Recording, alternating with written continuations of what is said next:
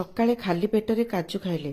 ସକାଳେ ଖାଲି ପେଟରେ କାଜୁ ଖାଇବା ଦ୍ୱାରା ବ୍ରେନ୍ ଶକ୍ତିଶାଳୀ ହୋଇଥାଏ, ତ୍ୱଚା ଚିକ୍କଣ ହୁଏ, ହାଡ଼ ମଜବୁତ ହୁଏ, ଦୃଷ୍ଟିଶକ୍ତି ବୃଦ୍ଧି ପାଇଥାଏ, ଚର୍ମରୋଗ ଠିକ୍ ହୋଇଥାଏ, ୟୁରିକ୍ ଏସିଡ୍ କମ୍ ହୁଏ, ଧଳା ଛଉ ଭଲ ହୋଇଯାଏ, ମୁଡ୍ ଫ୍ରେଶ୍ ରହେ।